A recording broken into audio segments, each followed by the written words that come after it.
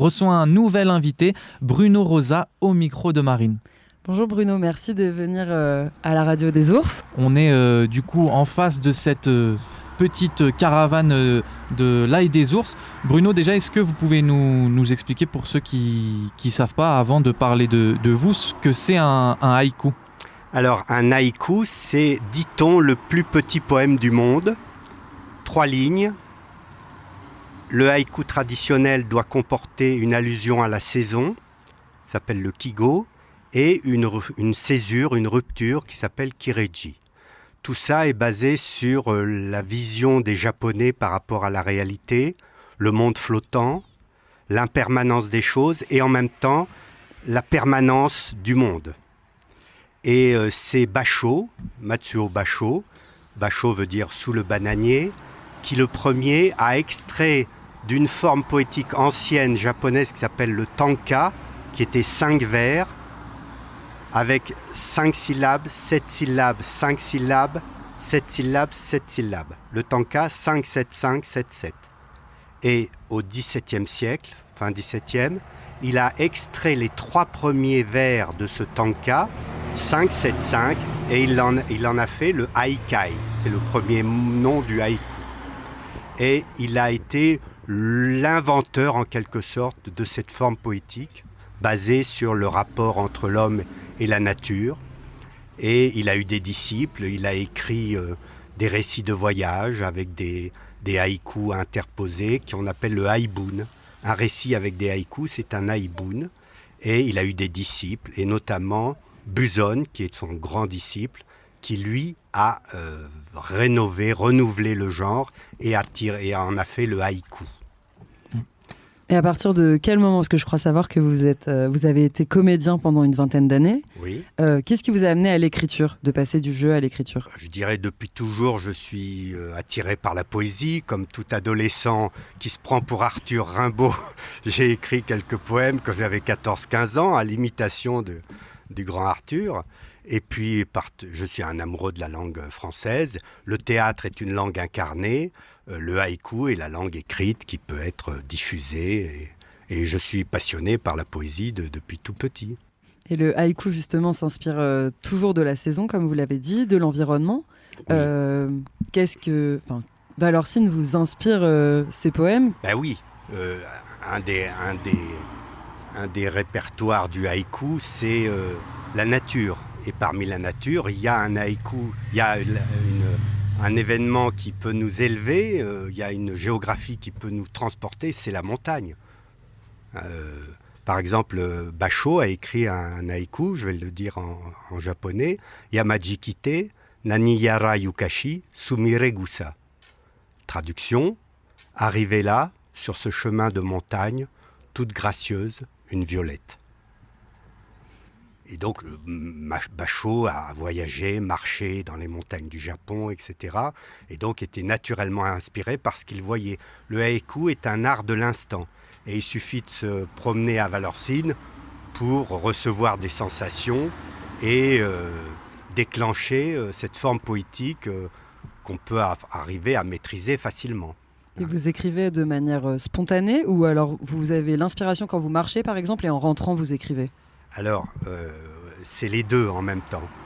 Il y a le flash de l'instant qui déclenche une image, une sensation, une perception.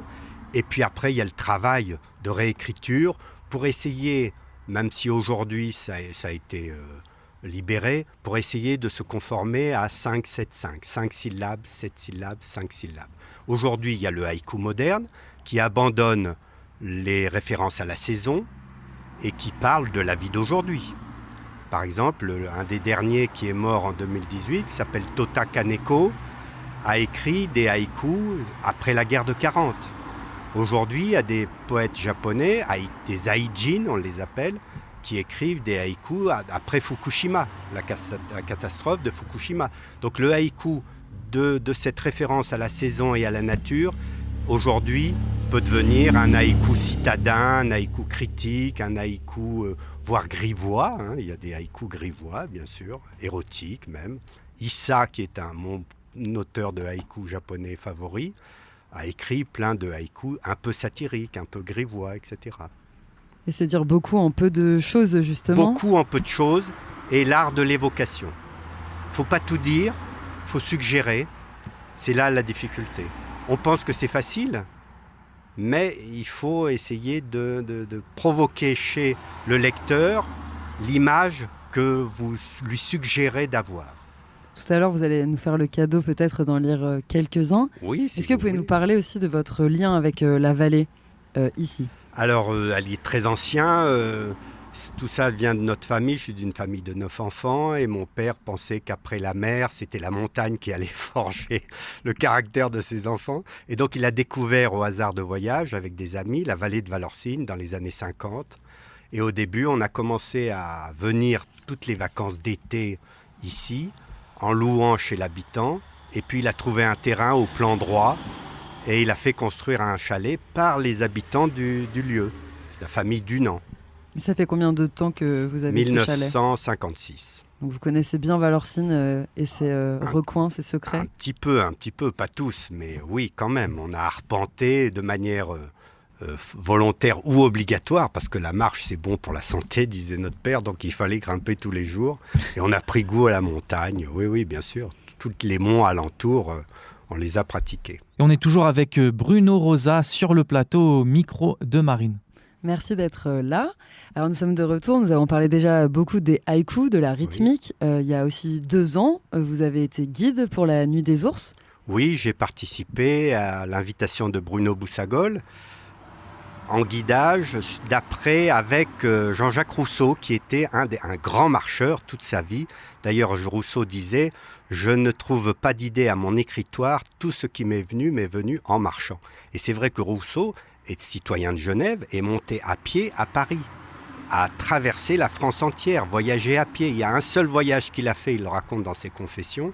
Il a été en diligence à Bordeaux et pour lui c'était exceptionnel. Mais tout ce qu'il fait, il l'a dit, je l'ai trouvé en marchant. C'est un grand marcheur.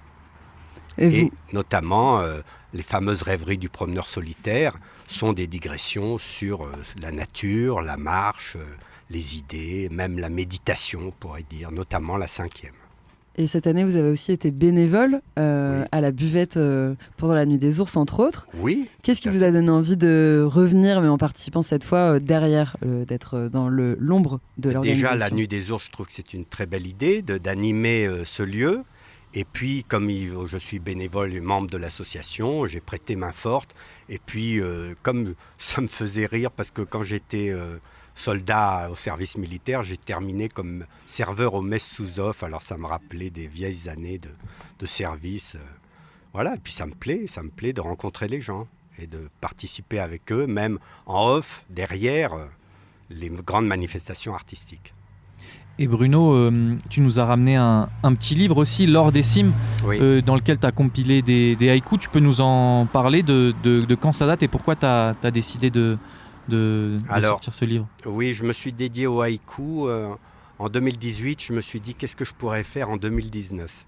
Et je me suis dit, comme j'étais intéressé par les haïkus, je vais écrire un haïku par jour. Et en 2019, j'ai écrit un haïku par jour, qui a été édité dans une première fois, que j'ai appelé Le Grain des Jours. Et puis une fois que ça a été fait, j'ai trouvé cet éditeur qui m'a dit il y en a beaucoup, 365, ça fait beaucoup. Et donc j'ai compilé, j'ai regroupé par thème et j'ai fait un recueil une première fois, Le Grain des Jours. Et puis arrivé ici, dans la foulée, je me suis dit Valorcine est propice pour l'inspiration et du haïku. Et j'ai écrit sur les 4 saisons que j'ai appelées les frimas, l'hiver, l'estive, l'été, la reverdie, le printemps, et l'automne, en patois savoyard, l'automne. Est-ce que vous pouvez nous dire chez qui il est édité et comment il s'appelle ce livre ? Oui, c'est un petit éditeur que je salue d'ailleurs, qui me fait l'honneur de m'éditer. Il s'appelle les éditions Inclinaison, qui sont à Parthenay, dans les Deux-Sèvres. Et c'est une collection de poésie qui s'appelle Cordes tissées.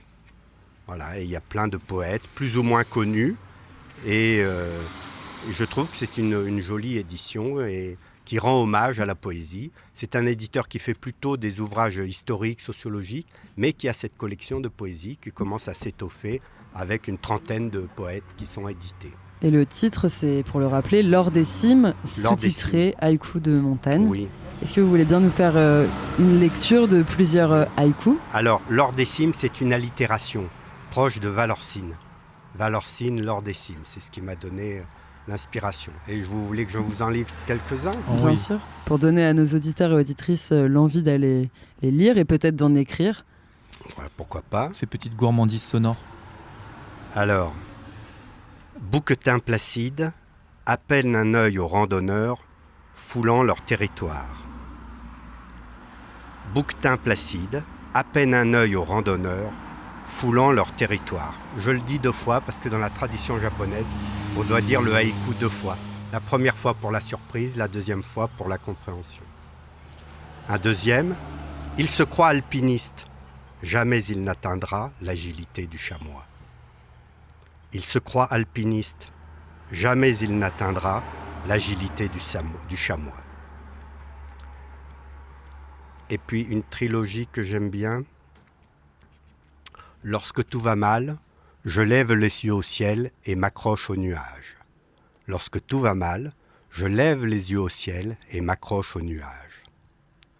Lorsque tout va mal, je descends au Châtelard croquer du chocolat. Lorsque tout va mal, je descends au Châtelard croquer du chocolat. Lorsque tout va mal, je regarde la flambée et j'attends. Lorsque tout va mal, je regarde la flambée et j'attends. Merci pour ces mots. On espère que ça aura inspiré nos auditeurs et auditrices. Merci d'être venu à la radio des ours. Et peut-être l'année prochaine, on vous retrouvera peut-être à la nuit des ours pour écrire, s'essayer peut-être à l'écriture du haïku. Merci pour l'idée, j'y compte bien. Bravo et merci à vous de m'avoir invité.